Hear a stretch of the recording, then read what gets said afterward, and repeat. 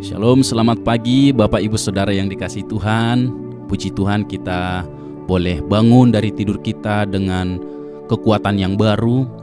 Mari kita bersama-sama masuk dalam hadirat Tuhan sebelum kita melakukan seluruh aktivitas kita.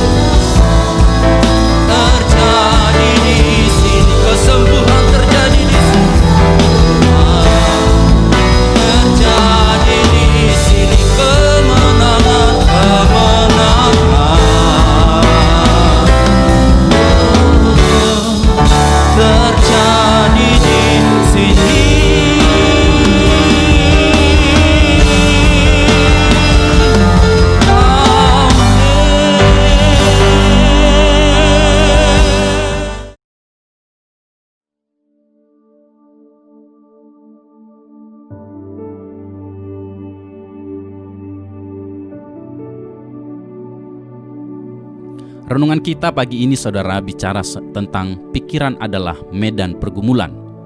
Saudara-saudara, pikiran adalah medan pergumulan yang menentukan apakah seseorang dikuasai oleh Allah atau dikuasai oleh setan atau iblis.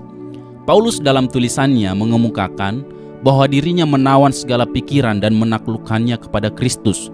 2 Korintus 10 ayat yang kelima. Ini merupakan perjuangan yang harus dilakukan setiap anak-anak Allah. Pikiran adalah tempat di mana terdapat pangkalan. Apakah pangkalan tersebut dipersembahkan bagi Allah atau untuk yang lain? Itu sebabnya firman Tuhan mengatakan agar orang percaya menjaga hati dan pikiran dengan segala kewaspadaan. Amsal 4 ayat yang ke-23. Kata hati dalam teks ini adalah lep. Selain berarti hati juga berarti mind, pikiran. Dalam Yohanes 8 ayat 43, Tuhan Yesus mengatakan, "Apakah sebabnya kamu tidak mengerti bahasaku? Sebab kamu tidak dapat menangkap firmanku." Kata menangkap dalam bahasa teks aslinya adalah akuo, yang berarti mengerti atau memahami. Tidak mengerti firman Tuhan sehingga tidak memahami bahasa Yesus, artinya tidak mengerti apa yang disampaikan oleh Tuhan. Sebenarnya kata bahasa di sini dalam teks aslinya adalah lalia, yang berarti juga dialek, ucapan yang mengungkapkan negeri asal pembicara. Tentu yang dimukakan oleh Yesus adalah hal-hal yang benar-benar rohani, jauh melampaui hidup keberagamaan. Bisa dimengerti kalau orang-orang Yahudi yang agamawi tidak nyambung dengan Yesus, saudara. Saudara-saudara, orang-orang Yahudi sebenarnya sangat giat mencari Allah, tetapi karena pengertian yang salah, mereka gagal menerima keselamatan dalam Yesus Kristus. Mereka tidak bisa diselamatkan karena tidak mengerti firman-Nya. Demikian pula dengan sebagian orang-orang Kristen, saudara, yang sebenarnya giat mencari Tuhan, tetapi karena persepsi yang salah tentang Tuhan dan tidak menjaga pikiran dengan baik, mereka menjadi tidak mengerti firman-Nya sehingga tidak berkemenangan di dalam kehidupan sehari-hari.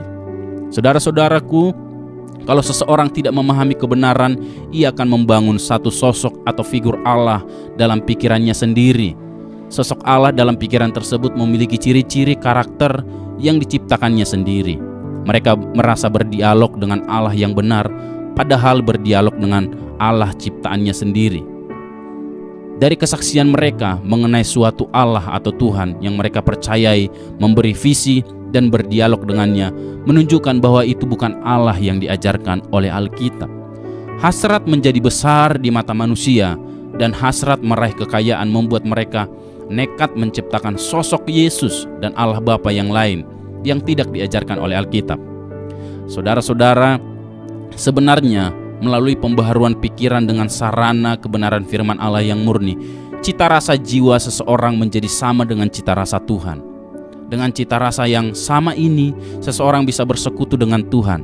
Ia tidak akan tertarik terhadap keindahan dunia.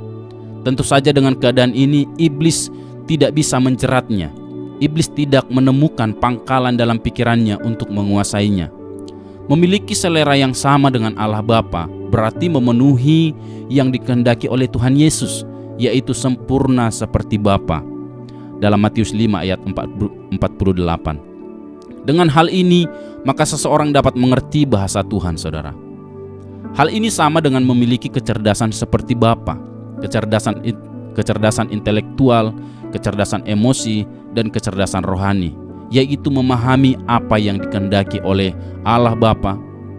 Goal ini tidak boleh digantikan dengan yang lain, saudara. Kiranya renungan ini menjadi berkat bagi kita semua. Pikiran kita jaga senantiasa, sehingga kita benar-benar mengerti kehendak Bapa dan kita mengalami kemenangan dalam kehidupan kita sehari-hari. Mari kita bersatu dalam doa. Bapa di surga, terima kasih buat renungan pagi ini. Kami menyadari bahwa segala sesuatu yang kami alami sudah ada dalam pikiran kami sebelumnya, dan acap kali kami mengalami peperangan di dalam pikiran kami. Tidak sedikit juga di antara kami yang mengalami kekalahan. Bapa, pagi ini kiranya Roh-Mu yang memberi pengertian kepada kami, Roh-Mu yang memberi kami gairah, sehingga kami terus, Tuhan, boleh mengandalkan Tuhan dan kami menang dalam pikiran kami atas setiap pergumulan yang mungkin akan melemahkan kami. Bersama dengan Tuhan kami mengalami kemenangan. Bersama dengan Tuhan kami akan mengalami terobosan dalam hidup kami. Terima kasih Tuhan, bagimu segala pujian hormat dalam nama Tuhan Yesus. Amin.